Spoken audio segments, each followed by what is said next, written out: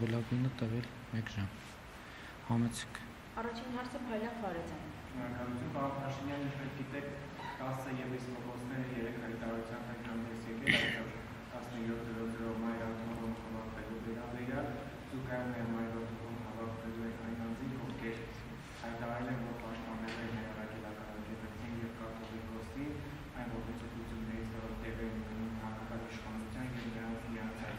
որոշման իրադարձի եպիսկոպոսների կողմից, չկա նախ մտավախություն, որ կարող են լինել բախումներ, որպես իշխանության ղեկավար, դուք ինչ ասելիք ունեք այս առումով եւ արդյոք այդ եպիսկոպոսները ձեր հետ հանդիպման ժամանակ նրանց ուղղորդել եք կազմակերպել այս հավաքը, որովհետեւ սա գրեթե նույնն է, ինչի մասին դուք եք խոսել, այդ մասում դուք եք որ հավաքը կազմակերպելու վերաբերյալ շնորհակալություն։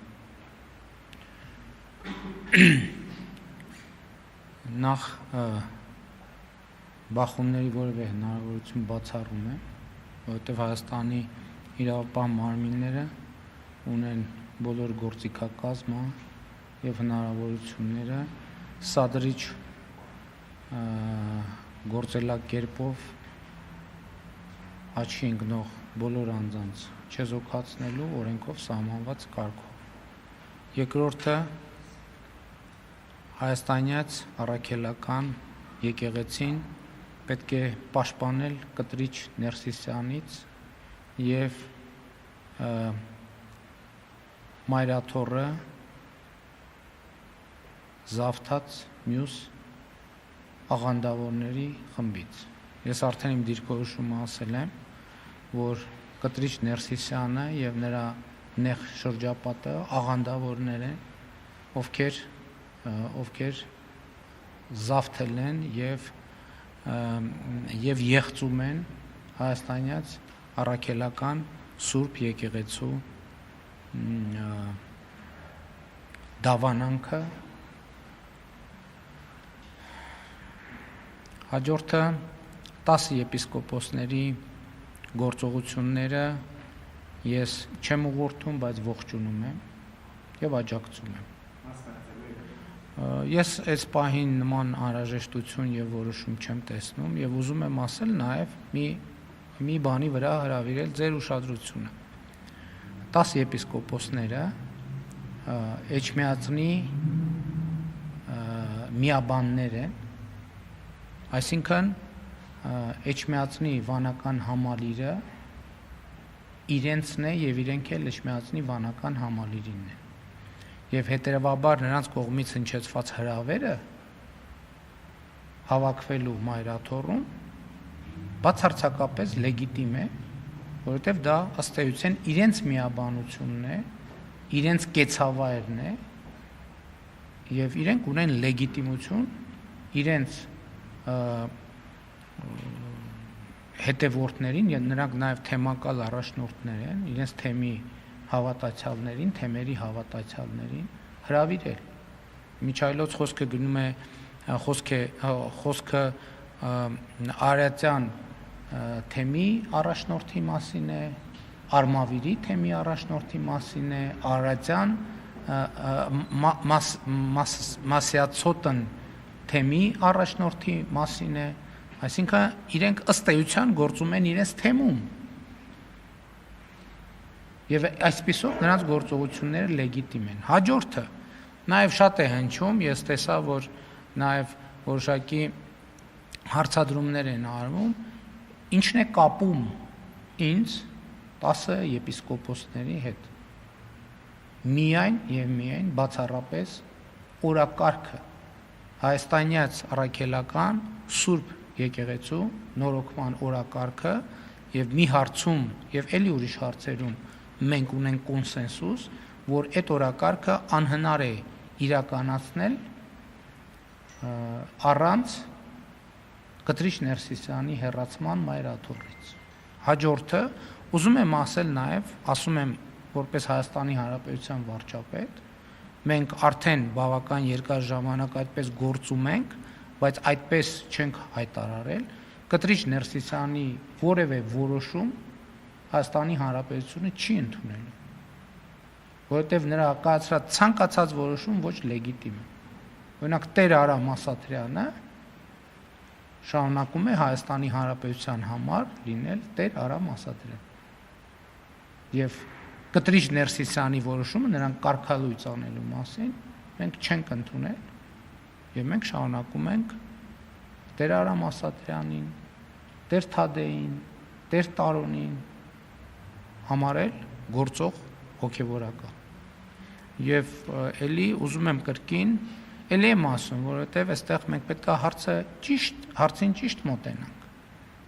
Ինչ է տեղի ունենում եւ ինչի շուրջ է, որովհետև ամենատարբեր վարկածներ են առաջ քաշվում օրակարգի։ Իսկ ո՞րն է այդ օրակարգը։ Արդյոք ես ինձ կամ մյուսներին սուրբ եմ համարում այս օրակարգի մեջ։ Ոչ բնականաբար, որովհետև ինչալուց եթե այդպես համարենք, մենք սրբապղծություն կգործեինք, որովհետև ցանկացած քահանա պատարագի կարգը սկսելուց առաջ նա իր մեղքերի խոստովանություն է անում եւ իր մեղքերի համար թողություն է խնդրում։ Այստեղ խնդիրն է նա, որ մենք բոլորս ես էլ 10 եպիսկոպոսներն էլ ընդունում ենք, որ մենք բոլորս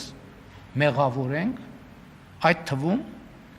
Հայաստանյան Ծառայքելական Սուրբ Եկեղեցու ճգնաժամի համար եւ պատասխանատու ենք այդ ճգնաժամը լուծելու համար։ Եվ այն, որ այսօրվա իրադարձությունը ինչի մասին է։ Այսօրվա իրադարձությունը նրա մասին է, որ Հայաստանյան Ծառայքելական Սուրբ Եկեղեցում ճգնաժամ է, այլևս որևէ մեկը դա չի կարող շղթել, եւ այդ ճգնաժամը պետք է հանգուցալուծվի։ Չի հանգուցալուծվելու այդ ճգնաժամը, քանի դեռ Կտրիչ Ներսիսյանը հեռացված չէ Մայրաթորից։ Այսօր կհեռացվի Մայրաթորից։ Ուրեմն ճգնաժամի հաղթահարման մեկնարկը կտրվի այսօր, վաղ կհեռա։ Բոլոր դեպքերում առաջի քայլը դա է։ Եվ սա նաև կոնսենսուսի հաջորդ կետն է մեր եւ 10 եպիսկոպոսների։ Եվ ես ասում եմ, ես նրան չեմ ուղղորդում եւ չեմ ուղղորդել։ Պատկերացնում եք եպիսկոպոսների, արքեպիսկոպոսների, ես ով եմ, որ իրենց ուղղորդել։ Բայց ես նրանց աջակցում եմ։ Եվ նրանց հետ կիսում եմ ոչ միայն նրանց հետ, հանրության հետ, հրապարակային ես կիսել եմ գաղափարներ եւ ուզում եմ նաեւ 10 եպիսկոպոսներին շնորհակալություն հայտնել իրենց խիզախության համար, որովհետեւ հեշտ չի անել այն, ինչ որ իրենք անում են։ Գուցե ինձ համար շատ ավելի հեշտ է այդ թեմաներով հանդես գալ, բայց իրենց համար տասնապատիկ ավելի դժվար է եւ դա պետքա գնահատանքի արժանանա եւ ես աջակցում եմ եւ կաջակցեմ բոլոր հնարավոր օրինական եւ քրիստոնեական հավատքի, դավանանքի վրա հիմնված բոլոր միջոցներով։ Հաջորդ հարցը հանրային հեռուստաընկերության մասը։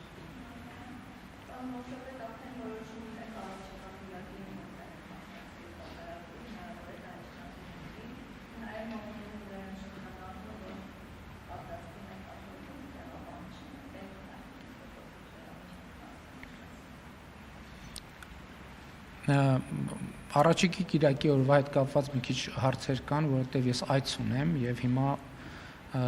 այսինքն պետքա մեկնեմ միջազգային միջոցառում կա, որին պետքա մասնակցենք եւ հիմա պետքա